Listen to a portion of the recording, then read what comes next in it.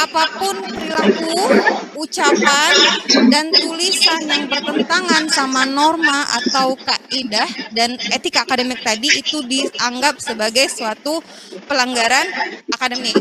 Nah, kategorinya banyak sekali ya. Jadi ini karena yang paling sering saja saya catat ya, dan lain-lainnya banyak sebenarnya. Nah, yang utama yang pertama kecurangan dalam ujian. Nah, jadi kalau kalian curang dalam ujian, mencontek misalnya, atau ngepek, bikin catatan atau segala macam itu termasuk pelanggaran akademik. Nah, kemudian yang paling sering juga adalah plagiat ya. Nah, yang nanti akan kita bahas lebih dalam ya. Pemalsuan tanda tangan ya. Jadi tahun kemarin karena pandemi kami membolehkan mahasiswa untuk menggunakan scan tanda tangan karena dosen banyak tidak available di kampus dan juga mungkin sulit untuk menemui. Tetapi itu dimanfaatkan lagi-lagi. Mahasiswa ini kan suka memanfaatkan kemudahan ya. Tapi ujung-ujungnya jadi bumerang untuk kita. Akhirnya sekarang tidak boleh lagi ada tanda tangan secara online. Jadi dirubah lagi peraturan, jadi harus tanda tangan asli. Nah, ada yang ketahuan, mahasiswa memalsukan tanda tangan revisi. Apa sanksinya? Mahasiswa tidak boleh masuk ke satu periode koas selama 3 bulan. Nah, ya jadi kita sangat keras sekali terhadap pemalsuan. Jadi jangan coba-coba kalian melakukan pemalsuan tanda tangan. Ya deh ya. Seperti itu. Jadi sangat baru sekali satu orang ketahuan karena dosennya, kok saya nggak pernah nerima revisi ya? Akhirnya ditelusuri mahasiswa menggunakan scan tanda tangan. Nah, jadi dia harusnya wisuda, yudisium hari itu, dibatalkan yudisiumnya, dan akhirnya dia disuruh skor 3 bulan ya. Jadi tidak boleh masuk satu periode koas. Nah, jadi kan ya merugikan kan kalian ya, waktu ya. Nah, jadi jangan dilakukan. Kemudian penyuapan, ini juga pernah dilakukan oleh mahasiswa kita. Nyuap, mau milih dosen penguji di koas. Saya nggak mau ujian sama dosen A, killer. Nyuap admin, biar bisa dapat ujian sama dosen yang baik. Ketahuan. Jadi admin beserta mahasiswanya mendapat hukuman ya. Jadi jangan dilakukan juga penyuapan. Nah, kemarin kan mungkin udah nonton yang kemarin rektor Unila ada penyuapan juga kan. Nah, jadi itu juga termasuk pelanggaran akademik ya, Dek ya. Kemudian yang kelima perjokian. Ya. Joki. Nah, ini juga sama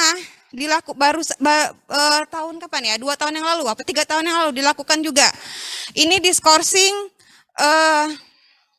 6 bulan. Jadi kawan-kawannya udah ujian UKM PPD, tapi mereka masih koas sekarang. Ya, joki waktu remedial. Dia bantuin kawannya, dia pas waktu remedial dia ngambil username kawannya, dia mengerjakan ujian kawannya, ketahuan karena kita full CCTV ya di ruangan CBT, IT kita langsung tahu, langsung langsung kita panggil dua-duanya yang menjoki dan dijokikan sama-sama dapat sanksi 6 bulan ya, nggak boleh masuk. Nah, kemudian diskriminasi. Nah, jadi nih deh ya, mungkin di sini ada anak dosen, anak dokter yang sejawat, jangan minta diskriminasi ya Dek ya, mohon. Jadi seharusnya kami sangat memegang teguh objektivitas.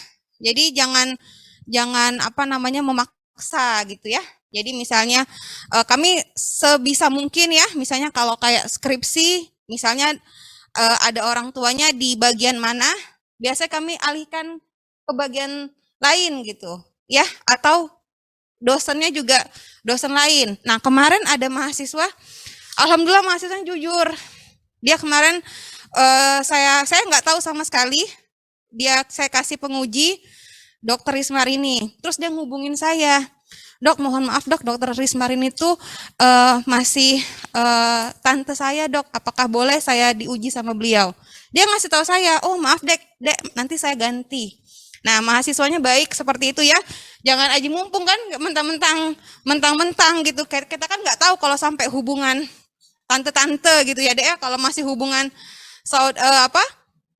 orang tua mungkin masih ada datanya di kita. Cuman kalau sampai hubungan tante-tante nggak tahu kita. Tapi mahasiswanya jujur, dia mau objektif. Saya mohon diganti saja dok biar agar enak gitu ujiannya. Jadi diganti dengan dosen yang lain. Nah, itu lebih bagus ya. Jadi dia sangat mematuhi etika akademik ya. Dan lain-lain. Sebenarnya banyak sekali ya kasus pelanggaran akademik ini. Nah, apa sanksi dari pelanggaran akademik kalau dilakukan? Jadi seluruh sivitas akademika, jadi baik itu kalian mahasiswa, dosen gitu ya, ataupun misalnya tenaga kependidikan yang membantu gitu ya misalnya. Nah, itu juga, jika terbukti melakukan pelanggaran akademik akan diproses dan dikenakan sanksi. Nanti dinilai dulu ini berat atau ringan kasusnya. Ya, jadi kalau misalnya ini kasusnya termasuk ringan, kasih peringatan, kasih skorsing. Jadi nanti biasanya ada unit bioetik nanti kita rapatkan ya dek ya. Jadi nanti ditentukan apakah ini pelanggaran ringan atau berat ya. Nanti akan sesuai proses sesuai dengan aturan. Kan kalian sudah ada pedoman akademik ya dek ya. Nah, jadi kalau misalnya ada yang narkoba, ada yang melakukan tindak pidana ya itu nanti mungkin bisa terkena hukum pidana juga seperti itu. Nah, itu jadi mohon diwaspadai ya, jangan sampai kita melakukan pelanggaran akademik ini. Nah, tadi salah satu contoh pelanggaran akademik yang mungkin tidak kalian sengaja gitu ya adalah plagiarisme. Nah, kalian kan nanti sering ya dapat tugas gitu ya. Baik kan kalau bikin laporan tutorial kan juga sering bikin tulisan ya dek ya. Nah, itu kan juga rentan sekali melakukan plagiarisme. Nah, apa ini per definisi plagiarisme itu adalah suatu tindakan mencuri gagasan atau hasil pemikiran dan tulisan orang lain. Dan dia gunakan dalam tulisan seakan-akan itu tulisan sendiri. Nah, sehingga jelas itu merugikan orang lain. Nah, ini yang dinamakan adalah suatu plagiarisme. Nah, jadi orang melakukan plagiarisme tuh ini paling banyak nggak sengaja katanya, ya, nggak sengaja terlalu terpengaruh gitu dengan tulisan ya. Kemudian akhirnya kita tidak sengaja mengulangi bacaan sebelumnya atau nggak cukup waktu ya, kayak kasus yang tadi pagi ya, kasus skenario kita nggak cukup waktu gitu karena kewalahan, terlalu banyak tugas katanya, sedangkan waktu yang tersedia untuk membuat tulisan nggak cukup, akhirnya mengambil jalan pintas, akhirnya jiplak aja gitu ya. Nah, kemudian yang ini tidak paham bagaimana cara merujuk yang baik dan benar. Nah, kalau dua ini sebenarnya alasannya balik lagi ke diri masing-masing ya dek ya. Tidak sengaja dan tidak cukup waktu kan bagaimana cara kamu memanajemen, bagaimana tahu skala prioritas sebenarnya. Nah, tapi ini yang mau kita perbaiki adalah ketidakpahaman. Sehingga kalau kalian paham, mudah-mudahan akhirnya plagiarismenya bisa teratasi seperti itu. Nah, jadi gimana nih mencegah plagiarisme? Pertama, pelatihan, ya, belajar gitu ya. Jadi harus tahu cara mencari rujukan. Ya, jadi harus kenapa kita tuh sering terpengaruh dengan satu judul gitu ya. Mahasiswa skripsi saya tuh judulnya selalu ya, kalau ketemu saya, dok saya mau meneliti antara hubungan nyeri leher dengan pola duduk. Ya Allah dek, saya udah dapet bahan itu mungkin sudah 5 tahun yang lalu. Maksud saya saking udah seringnya gitu ya. Jadi nggak usah lagi judul itu. Tapi terlalu terpengaruh gitu. Kenapa orang itu terlalu terpengaruh? Karena nggak tahu cara mencari rujukan. Nggak pernah dapat bahan bacaan ya. Jadi kalau orang itu kan kalau banyak baca, banyak ide. Tapi kalau orang nggak mau baca ya nggak banyak ide. Itu aja. Nyeri leher dengan apa namanya, pola duduk. Ya adalah hubungannya pasti kan ya, mau nggak usah diteliti lagi yang kayak gitu. Atau misalnya stres dengan memori, pola tidur dengan memori itu tuh udah sering sekali gitu. Nah, makanya jadi karena jarang mencari rujukan, akhirnya tidak banyak ide, akhirnya ya judul-judulnya ya itu-itu aja gitu. Akhirnya terkesan menjiplak ya, seperti itu ya Dek ya. Nah, jadi harus tahu bagaimana cara mencari rujukan. Nanti ini ada skill lab-nya, kalian akan diberikan oleh Dr. Rizky kalau nggak salah ya. Nah, kemudian harus berlatih juga bagaimana menyalin informasi. Ya, caranya ada 3 menyalin informasi ini. Pertama dengan meringkas ya, atau mensummarize ya. Jadi membaca, kemudian nanti sudah membaca kita mensarikan dengan bahasa kita sendiri. Nah, kemudian memparaphrase namanya ya. Memparaphrase artinya kita menulis balik pernyataan-pernyataan dari penulis awal dengan bahasa kita sendiri. Nanti kita rubah dengan bahasa kita sendiri ya, Dek ya. Kemudian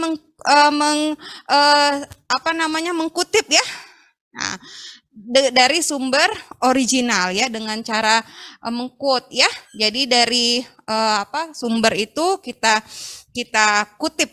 Nah, seperti itu. Nah, sudah kita lakukan, kita cek lagi, kita nih masih plagiat atau tidak dengan ada namanya software ya. Software perangkat lunak yang digunakan oleh Unsri, yaitu dengan menggunakan Turnitin dan Authenticate. Tapi yang paling sering dan seluruh dosen punya akunnya adalah Turnitin. Ya, dan ini kalian boleh nanti minta bantuan kalau kalian skripsi, boleh nanti. Kalau dok, saya udah selesai bab 1 dok, tolong dicek dulu dok, kira-kira saya plagiat enggak gitu. Boleh nanti dosen masing-masing kami sudah terdaftar semua, jadi boleh nanti kita lihat. Nah, ini cara kerja dari perangkat lunak ini, dia membandingkan tulisan dengan database artikel di dalam web. Nah, nanti bagian-bagian yang dikutip itu nanti akan dihitung secara komputerisasi nanti dia ya, dihitung, nanti akan muncul seperti ini. Nah, ini contoh punya saya dan Dr. Puji sama Dr. Bintang. Nah, ini 13% nih plagiarismenya punya saya. Nah, ya gitu ya. Jadi yang diperbolehkan kalau skripsi di bawah 10% kalau skripsi. Tapi kalau artikel seperti ini di bawah 20% masih dianggap bukan plagiat ya, karena kan ini lebih dikit ya Dek ininya tulisannya, jadi cuman paling 5 atau 6 lembar. Kalau skripsi karena panjang mungkin bisa sampai 30-40, itu 10% ya Unsri menetapkan batasnya. Nah, jadi nanti kalau kita masukin di Turnitin nanti akan kemiripannya sekitar 13%. Nah, seperti itu. Jadi di sini bisa kita lihat ya. Nah, seperti itu. Oke. Nah, apa saja bentuk-bentuk plagiarisme?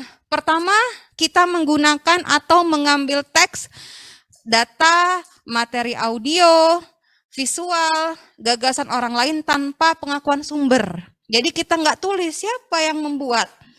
Nah, itu termasuk plagiarisme. Nah, kemudian yang kedua, memparafrase tanpa rujukan yang memadai. Jadi walaupun kita ubah dengan bahasa kita sendiri, tetapi itu ide orang lain, Dek, kita harus buat rujukan tetap, ya. Ya, nggak boleh kita tanpa rujukan gitu. Ya, nanti ada contohnya ya.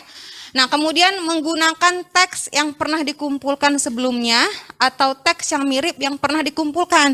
Jadi nih misalnya kalian sudah ngumpul pernah ya, misalnya nanti kayak sekarang nih kalian misalnya dapat tugas skenario tentang DM. Pas nanti kalian masuk penyakit dalam, mau tetap digunakan lagi nanti yang sudah kalian buat, yang pas kalian buat ya waktu kalian tutorial. Nah, sebaiknya harus tetap ada perubahan. Tidak boleh benar-benar digunain diganti sampul doang gitu ya. Nggak boleh juga, karena kan tutorial itu kan buatan rame-rame ya, bukan buatan pribadi cuman satu orang gitu kan, enggak ya. Jadi buatan rame-rame, jadi sebaiknya harus tetap diubah. Nah, kemudian mengambil karya sesama mahasiswa dan menjadikannya karya sendiri. Nah, ini jahat ya. Ya, punya orang diambil ya, menjadikannya karya sendiri. Itu nambah nggak boleh ya, harus ini termasuk plagiarisme. Nah, atau ini nggak mau repot ya, mengumpul paper yang dibuat dengan cara membeli atau membayar orang lain. Nah, ini termasuk plagiarisme. Ya deh ya, jadi udah banyak tuh jasa-jasanya ya. Jasa-jasa di Instagram udah banyak. Boleh kalau mau coba-coba di searching banyak. Ya, membuka. Nah, translate jurnal, membuat artikel. Nah, ini termasuk sebenarnya plagiarisme kalau ketahuan, ya. Nah, yang bukan plagiarisme seperti apa? Nah, kalau dia dianggap pengetahuan umum, jadi merupakan hal yang lazim, yang sudah umum, info itu sama dari kurang-kurangnya 5 sumber, mudah ditemukan dalam referensi umum dan memang sudah banyak dalam buku ajar, itu boleh, silakan kalau kalian tidak sitasi, ya. Jadi kalau misalnya kayak Presiden Indonesia sekarang adalah Jokowi, nggak usah kalian sitasi ya kan, seluruh orang tahu. Presiden pertama Indonesia Soekarno, tidak perlu kalian sitasi ya, karena itu sudah umum ya. Nah, tipe-tipe plagiarisme apa aja? Ada 5 nih. Pertama ada plagiarisme kata-kata, yang kedua adalah plagiarisme struktur, yang ketiga adalah plagiarisme ide, yang keempat adalah plagiarisme pengarang atau authorship, kemudian terakhir adalah plagiarisme diri sendiri atau self plagiarisme. Nah, yang ini adalah plagiarisme kata-kata. Jadi artinya adalah kalian ini menggunakan kata-kata orang lain secara langsung tanpa sitasi atau menyebut nama pengarangnya. Nah, ini ya. Jadi ini sama persis nih. Plagiarism is the reproduction of someone else's word, idea, or finding bla bla bla without proper acknowledgement ya. Nah, ini enggak dibuatnya siapa yang dari mana dia mengambil pengertian ini ya, Dek ya. Ini salah. Ini termasuk suatu plagiarisme kata-kata. Nah, yang benar ini harus dibuat ya. Oh, dia mengambilnya dari undergraduate handbook ya. Tahun 2008 halaman 24. Nah, ini baru dianggap bukan plagiarisme karena kita sebut sumbernya ya. Nah, jadi ini kan ini sama persis ya, Dek, dari ini namanya mengutip. Nah, bagaimana pengertian kutipan ya? Jadi kutipan itu kita memang menggunakan kata-kata orisinal dari pengarang asli. Jadi ditulis secara tepat dan lengkap. Nah, rujukannya itu ditulis dengan nama akhir, tahun terbitan, dan nomor halaman. Ya, jadi memang benar-benar ditulis sama persis, Dek, kalau ngutip. Kalau mengutip. Jadi biasa kutipan itu kita gunakan untuk pengertian-pengertian. Jangan kita ganti pengertian ya, karena itu sifatnya sangat dasar sekali. Ya. Nah, jadi kutipan itu kita bagi dua, ada kutipan pendek dan kutipan panjang. Nah, kalau kutipan pendek itu 40 di bawah 40 kata atau di bawah 4 baris. Kalau kutipan panjang di atas 40 kata. Nah, cuman beda caranya aja sebenarnya. Kalau kutipan yang pendek, jadi kalau misalnya kita mau gabungin, ya Dek ya, kita tambahin huruf tanda petik ya Dek ya. Tanda petik seperti ini. Nah, tetapi kalau dia kutipan yang panjang, kita memang harus pisahkan ya, seperti ini ya. Harus kita pisahkan dalam paragraf khusus, kita berikan spasi. Nah, seperti itu. Nah, tapi kalau yang kutipan pendek cukup dengan memberikan tanda petik saja. Ya, seperti itu.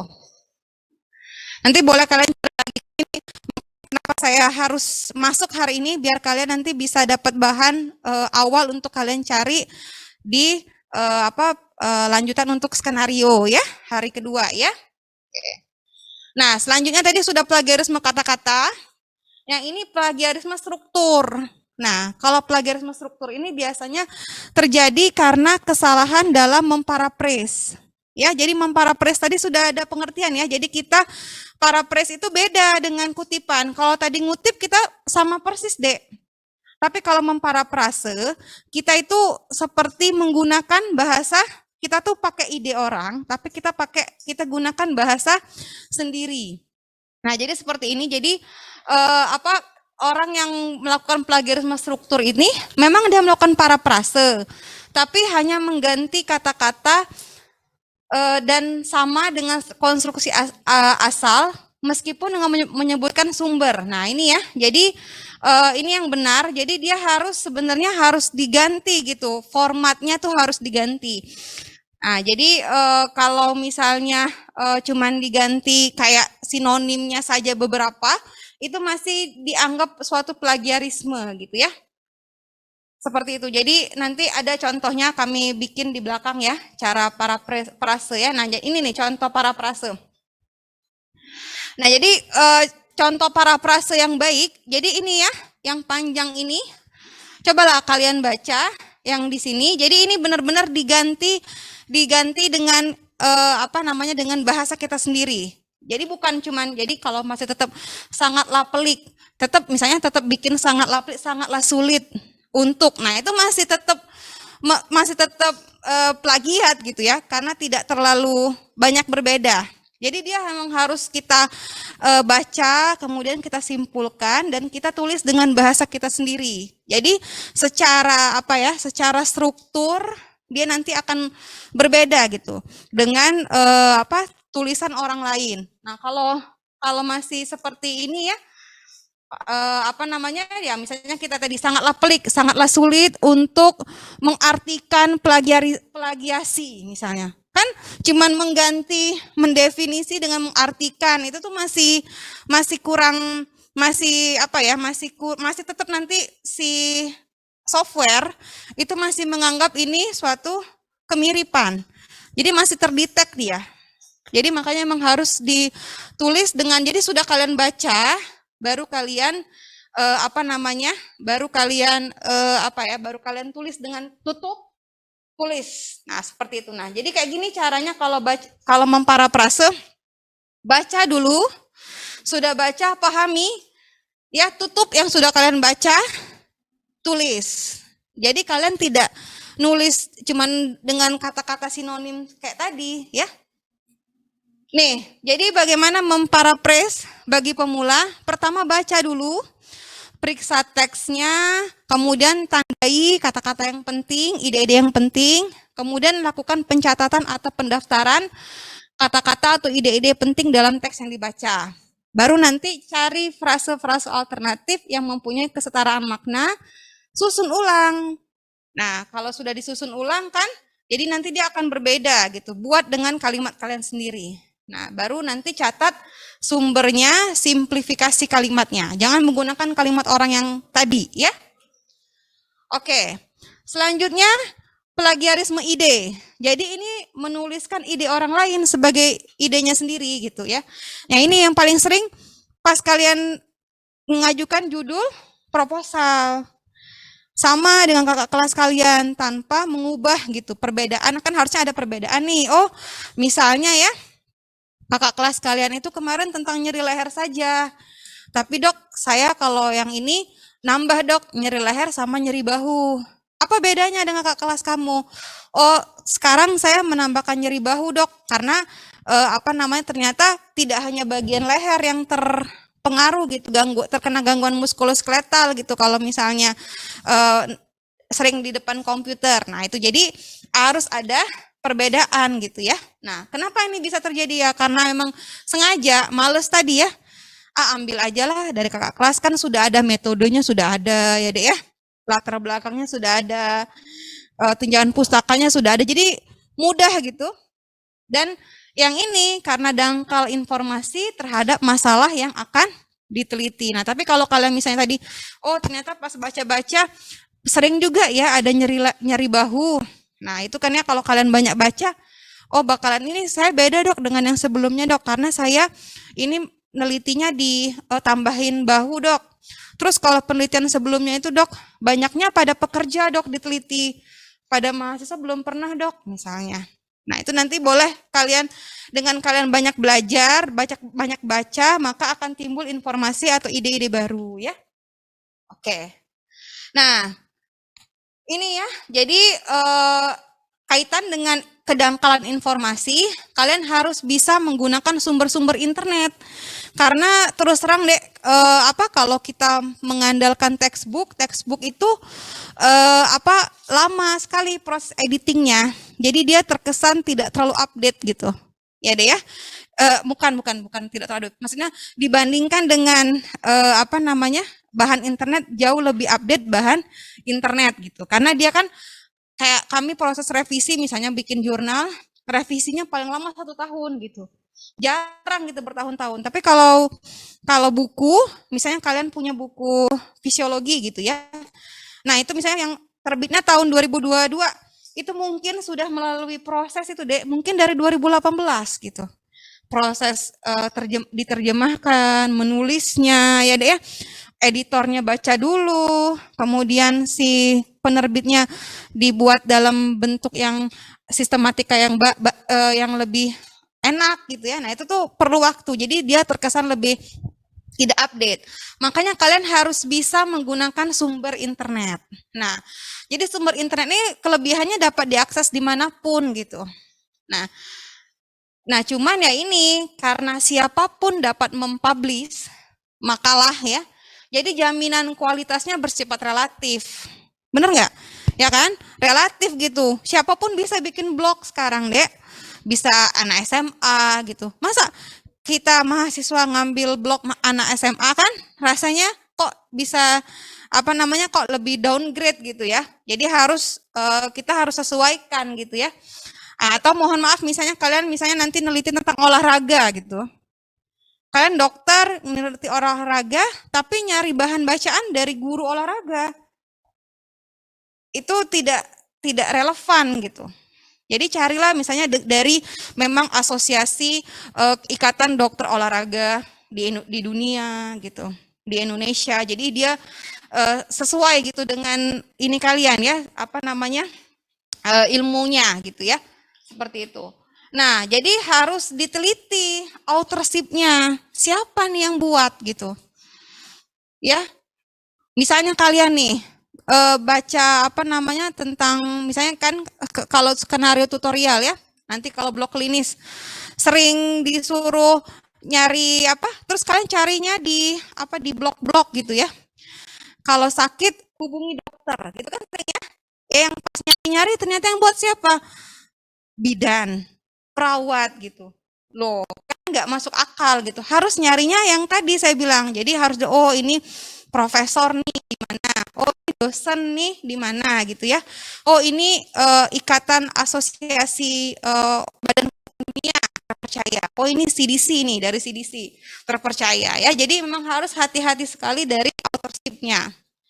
Karena authorship ini mempengaruhi sekali kualitas isi. Ya, dalam atau tidak. Ya, kalau kalian nyari masalah kesehatan, misalnya olahraga gitu mempengaruhi kesehatan, itu tidak akan kalian dapatkan kalau yang menulis adalah seorang guru olahraga. Nanti mungkin dia pengambilan sisi menulisnya itu dari sisi keilmuannya gitu, dari guru olahraganya. Tetapi misalnya mengapa ya kalau kalian berolahraga nanti tekanan darah kalian itu lebih stabil, itu tidak akan menjelaskan di sana gitu ya, di penjelasan tidak akan ada gitu. Seperti itu ya. Jadi harus diperhatikan biar kualitas isinya lebih dalam dan sesuai dengan yang kalian butuhkan gitu ya. Dan harus perhatikan kebaruannya. Ya. Jadi kalau kalian nyari bahan skripsi jangan ngambil di atas 5 tahun. Ya, kalau nyari bahan skripsi di bawah 5 tahun, nggak boleh di atas 5 tahun sudah nggak update biasanya seperti itu ya deh kalau kita bilang ya. Jadi alasan mahasiswa nggak dapat saja nyarinya ya. Kecuali memang misalnya itu naskah awal gitu ya. Jadi misalnya tentang penelitian awal. Nah, itu boleh pakai yang lama sekali boleh, silakan. Cuman kalau kebaruan baru tetap kita pedomannya di bawah 5 tahun gitu ya. Nah, jadi kalau kalian nanti mencari sumber internet harus tepat kata kuncinya. Kalau kata kuncinya nggak tepat, ya proses pencariannya bakalan banyak sekali. Itulah yang menyebabkan kalian tuh males nyari sumber rujukan. Ya, karena kata kuncinya ketepatan entry-nya itu kadang-kadang nggak spesifik gitu. Misalnya aku mau nulis tentang cervical pain, nyari leher. Kalian ketik aja cervical pain, banyak banget ya. Cuman harus lebih jelas. Misalnya cervical pain dengan ergonomis. Nah, tambahin gitu ya, cervical pain ergonomis. Jadi memang dia yang itu yang bakalan lebih spesifik gitu munculnya, ya seperti itu ya. Nah, ini sumber-sumber internet yang valid itu jurnal, tetapi harus ingat juga ada yang namanya jurnal yang bereputasi. Ya, ada jurnal yang bereputasi. Jangan nyari jurnal-jurnal yang tidak bereputasi ya, Dek ya.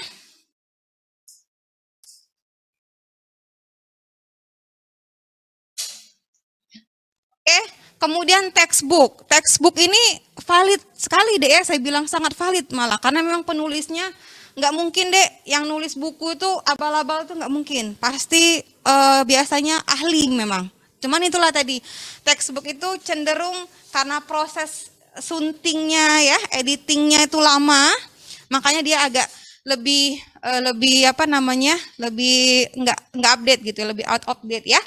Nah, jadi yang sekarang paling sering dipakai adalah jurnal. Tetapi kalau saya tetap nyaranin ke mahasiswa harus belajar textbook karena ini dasarnya, Dek. Jadi kayak kalian nih kalau misalnya belajar, saya kan ngajar fisiologi, harus belajar dulu textbook, mekanismenya harus belajar dulu, baru nanti cari di jurnal gitu ya. Kalau misalnya mungkin ada hubungan atau ide-ide yang baru seperti itu. Cuman textbook tetap harus kalian pelajari. Ini utamanya. Ya utama tuh textbook. Baru jurnal-jurnal untuk memperkaya. Kemudian buku-buku tahunan atau statistik. Jadi Depkes kita kan sering mengeluarkan buku tahunan. Oh, 10 penyakit terbanyak. Silakan itu boleh di ini. Oh, jadi 10 penyakit terbanyak. Pertama ada penyakit jantung. Jadi kalian bikin nanti di skripsi kalian. Penyakit jantung adalah penyakit nomor 1 sebagai penyebab kematian di Indonesia. Dalam kurung Depkes 2022. Boleh silakan dipakai buku tahunan, buku statistik, silakan. Ya, jadi dari Depkes misalnya ya deh, atau dari WHO ya, boleh. Dari CDC itu boleh dipakai. Nah, ini agensi-agensi yang terpercaya ya seperti WHO, CDC yang saya bilang tadi ini boleh silakan, itu valid dipakai karena dia diupdate dan orang authorship-nya jelas bukan bukan orang sembarangan ya yang bergabung di WHO. Nah, ini yang nggak valid. Wikipedia nggak boleh pakai Wikipedia ya. Kalau sumber-sumber untuk sumber sumber ilmiah. Tetapi kalau sebagai bahan awal gitu ya, saya juga suka pakai Wikipedia gitu ya, misalnya nyari awal. Tetapi selanjutnya untuk dimasukin ke dalam bahan tulisan ilmiah itu tidak dipakai lagi gitu ya. Tapi untuk bahan awal saja boleh. Blog pribadi. Nah, ini nggak boleh blog pribadi ya. Tadi saya bilang ya. Petunjuk praktikum yang tidak jelas ada instansinya juga tidak boleh. Ataupun agensi-agensi yang tidak terpercaya gitu. Jadi misalnya kayak yang bukan Badan Kesehatan Dunia kan misalnya juga banyak ya kayak merek obat gitu ya, atau Mayo Klinik itu tuh nggak terlalu memang dia besar kan, nggak ada yang nggak tahu kan merek, tahu nggak yang toko produsen, bukan toko ya, dia tuh produsen obat merek MERCK, itu juga dia punya website. Boleh nggak pakai itu? Nggak boleh, karena dia agensi yang tidak dikenal luas sebenarnya. Kalian aja nggak tahu ya. Tapi WHO tahu kan pasti. Wah, jadi ini boleh dipakai valid gitu ya. Nah, oke. Jadi gimana dok? Tips mengembangkan topik penelitian nih dok, biar nggak butek nih gitu ya. Ya ini brainstorming gitu ya, sering-sering baca. Kalau sering baca, ada bahan yang bisa dibahas ya, jadi di brainstorming. Nah, bisa juga nanti kalau kalian punya ide, boleh diskusi dengan orang-orang yang dianggap punya kompetensi, dengan dosen-dosen kalian, misalnya boleh silakan. Kemudian sering-sering penelusuran literatur gitu ya, seperti ensiklopedia, textbook, jurnal-jurnal, dan kita harus memahami apa yang dibutuhkan oleh masyarakat sekitar. Oh, sekarang nih lagi apa nih? Lagi trennya.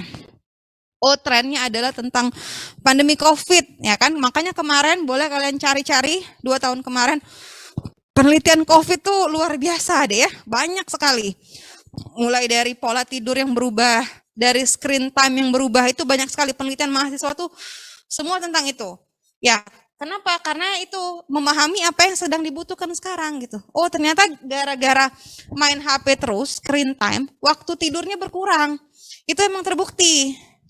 Sering screen time ya, itu sering. Oh, ternyata itu ya. Nah, boleh. Jadi dengan tahu apa yang dibutuhkan, jadi tak bisa mengembangkan topik penelitian ya. Nah, keempat adalah plagiarisme pengarang. Nah, ini benar-benar menjiplak karya orang lain.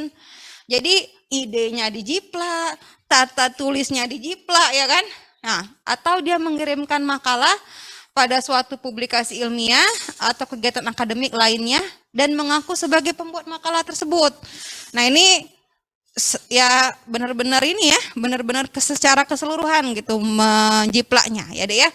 Jadi dia misalnya apa namanya punya misalnya kayak tadi tulisan siapa, punya waktu kalian bikin skenario dipakai waktu kalian case koas gitu. Nah, itu kan sama juga ya, plagiarisme pengarang sebenarnya. Ya, ini tidak diperbolehkan juga ya. Nah, ini juga yang sering juga ya, plagiarisme diri sendiri. Nah, ini kadang-kadang ya kejujuran hati juga ya sebenarnya ya. Jadi walaupun loh kan saya sendiri yang nulis, boleh harusnya terserah saya gitu. Ini nggak boleh ya dek ya. Ini juga dianggap suatu self plagiarisme. Nah, jadi ini kebanyakan dosen ya kadang-kadang melakukan ya kadang-kadang atau juga mungkin mahasiswa. Jadi dia nge-republish ya. Jadi menggunakan materi-materi yang sudah dipublikasi atau untuk dipublikasikan lagi. Atau kalau untuk mahasiswa, itu tadi saya bilang menggunakan misalnya assignment waktu kalian pendidikan S1 digunakan lagi untuk OAS gitu ya. Jadi diulangi lagi. Nah, ini nggak boleh. Nah, ini pernah ada ketahuan di mana gitu dosen mana dia ketahuan sudah publikasi di suatu proceeding. Jadi proceeding tuh kayak apa namanya kami kalau dosen tuh sering pertemuan ilmiah itu sudah dipresentasikan dan masuk dalam proceeding. Kemudian dikirim lagi di jurnal ilmiah lainnya. Awalnya nggak ada masalah ya karena nggak tahu kan karena ini kan punya diri sendiri tadi ya jadi nggak terdetek.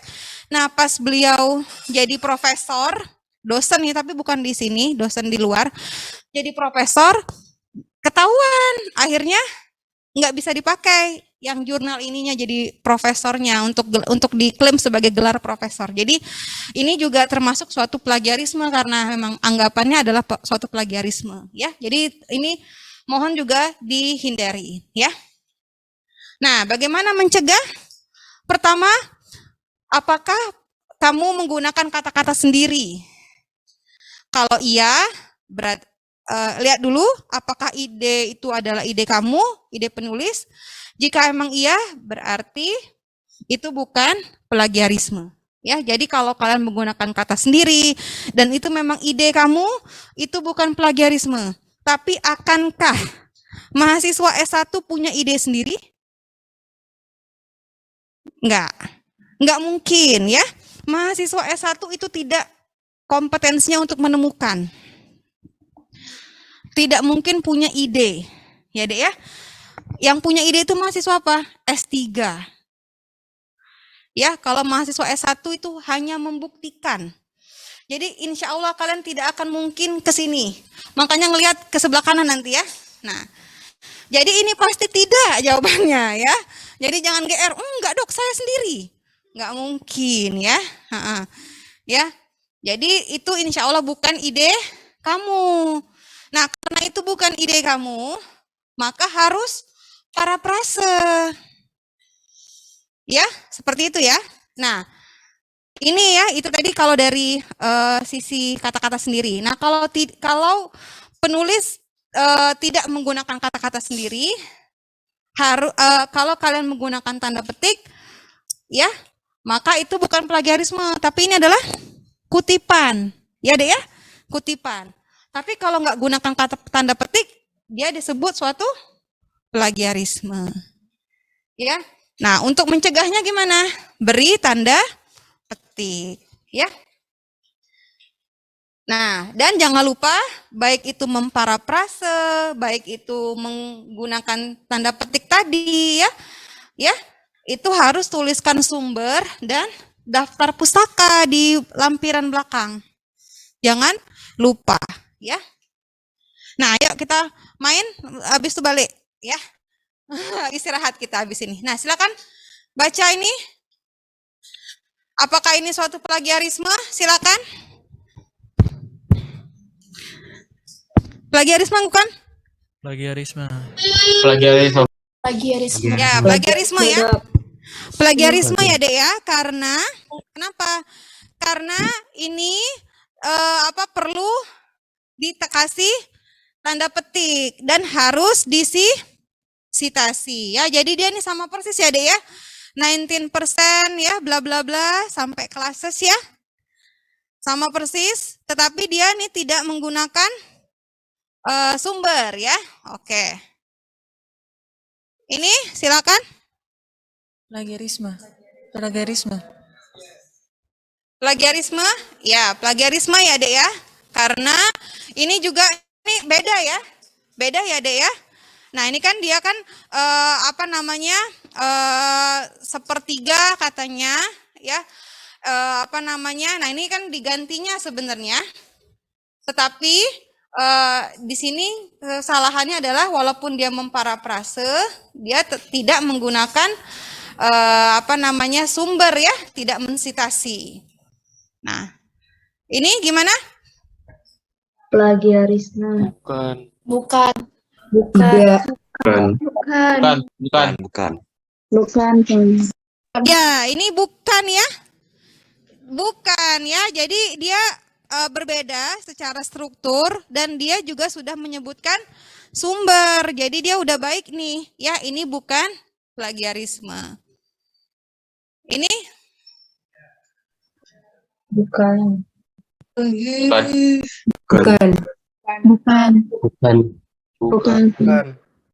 kenapa bukan? Menggunakan bahasa umum. Ya, ini hal yang umum ya, Dek ya. Jadi ya seluruh siswa ya itu harus mengerjakan PR-nya. Jadi tidak perlu ya. Nah, ini plagiarisme bukan? Yang atas. Nah, yang saya bilang tadi ya, misalnya Presiden Soekarno adalah presiden pertama Indonesia. Itu adalah common knowledge ya. Jadi nggak usah, tetapi dia adalah seorang penari yang handal. Ini bukan common knowledge, jadi dia harus disitasi, ya harus disebutkan sumbernya. Ini gimana? Gimana ini?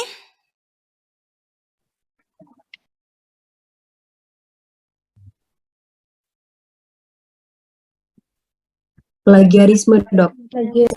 Ya, jadi kan tadi ya bukan hanya tulisan yang harus disitasi, tetapi seluruhnya. Nah, makanya nanti kalau kalian nanti menggunakan foto, jangan lupa sebutkan sumber. Kan sering nanti ya pakai foto ya, Dek.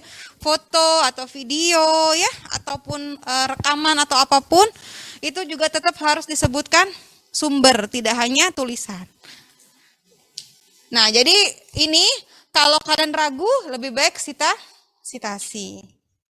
Nah, ini ya, jadi kesimpulannya, jika kita meminjam milik orang lain, baik itu adalah kata-kata, gagasan, teori, pendapat, meskipun sudah melakukan parafrase dan aturan pengutipan, kalian wajib tuliskan sumber. Nah, ini ya, kasus-kasus plagiarisme banyak sekali ya, tadi saya bilang. Jadi ini pernah memberhentikan rektor, pernah ini juga menteri Kesehatan juga pernah kena kasus plagiarisme. Ini bahkan kampus dihentikan, nggak boleh nerima mahasiswa baru karena ada kasus plagiarisme. Dan ini juga nih pernah ya apa namanya katanya apa kostum Iron Man itu niru katanya dulu ya, pernah juga.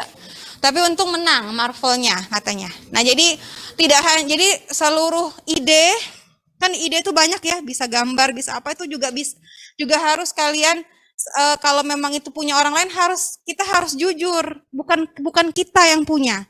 Ya seperti itu ya, Dek ya.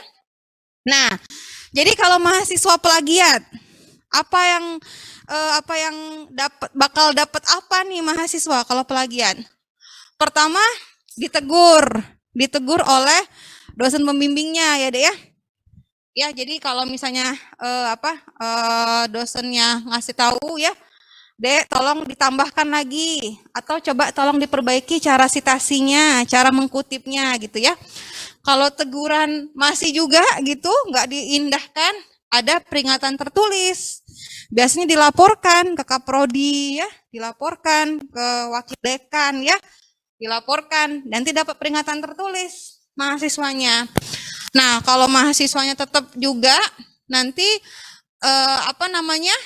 mungkin ada penundaan ya, jadi tidak boleh maju sidang proposal sampai dia memperbaiki atau disuruh ngulang sidang proposalnya. Sudah maju, suruh ulang lagi kan? 2 kali dong majunya. 2 kali deg-degannya ya. Ya itu kan mohon dipikirkan, melelahkan sekali bagi kalian pasti Adik ya. Nah, atau nilai yang sudah didapat ya, itu bisa dibatalkan. Berhak kami membatalkannya kalau ketahuan. Nah, kalau lebih ekstrim, ini alhamdulillah belum pernah ya, tapi kalau yang teguran, peringatan tertulis, penundaan dan pembatalan ini pernah dialami, ya pernah kami saksikan selama kami menjadi dosen, tapi alhamdulillah yang pemberhentian ini belum pernah, karena alhamdulillah mahasiswa FK nih, kalau kita bilang suruh tambahin, edit lagi, perbaiki data segala macam masih dikerjakan. Jadi alhamdulillah cuman sampai batas ini aja, ditunda dulu. Oh, nanti dulu nilainya kami tahan sampai dia memperbaiki, dan yang tadi jiplakan tadi sudah sudah di quote ya, sudah diparaphrase ya, sudah diperbaiki lah seperti itu. Nah, tetapi kalian harus tahu gitu ya, maksud saya yang paling ini berat sanksinya ya, diberhentikan secara tidak hormat, dan ada pembatalan ijazah kalau sudah lulus. Mana tahu ada yang iseng gitu ya. Ini mana tahu kan di dalam ruangan ini kan ada calon menteri, ada calon orang penting gitu ya. Mana tahu kan ada orang yang benci sama kalian ya, Dek ya. Kalau sudah makin ke atas kan makin banyak yang menerpa gitu ya, angin kan ya. Ah, aku tahu itu zaman dulu dia tuh pernah plagiat gitu ya. Dikasih tahunya. Nah, nanti bisa dibatalkan gitu ya. Nah, itu kan bahaya gitu ya. Nah, itu ya, bisa dibatalkan ijazah kalau sudah selesai kan. Jadi dari sekarang usahakan pertahankan integritas gitu ya, Dek ya. Klaim kamu berani, jujur,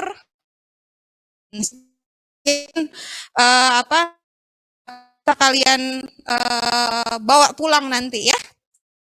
Mudah-mudahan yang bisa saya sampaikan hari ini kalian dapat pahami ya, Dek. Ini hanya sebagai pembuka saja. Silakan dicari lebih dalam dan nanti bisa kalian diskusikan untuk tutorial ya. Demikian, mungkin kalau ada yang mau ditanyakan silakan.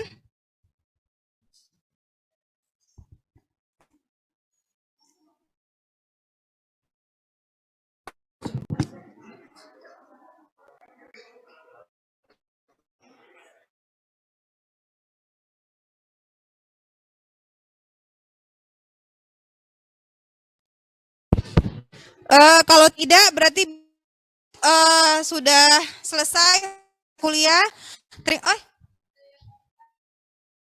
Ada nih di Zoom. Ayu. Nah, silakan Mas Ayu Nabila. Baik dokter, terima kasih atas kesempatannya.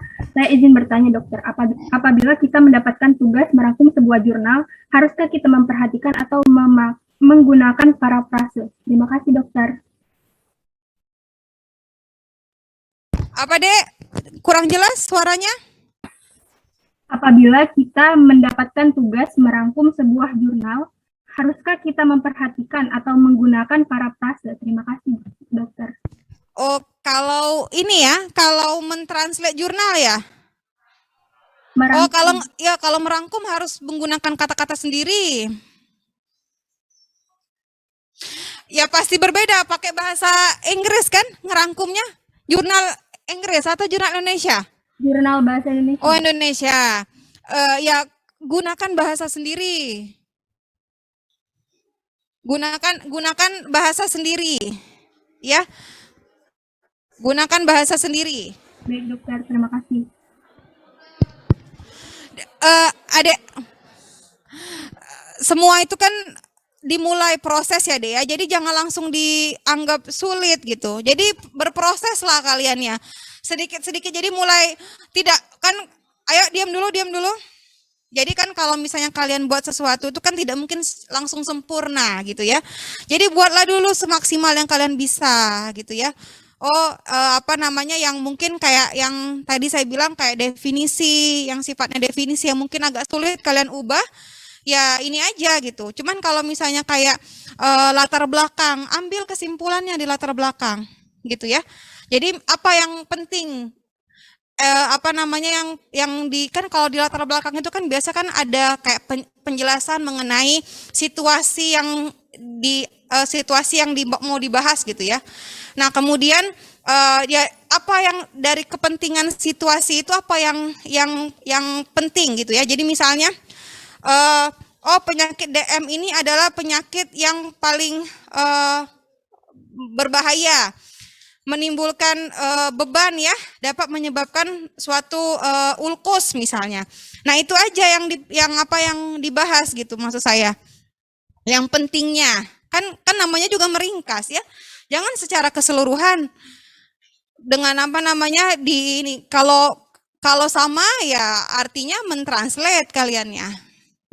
Jadi kalau mensarikan jurnal ya harus pakai bahasa sendiri. Seperti itu. Oke. Selanjutnya ya, Anissa.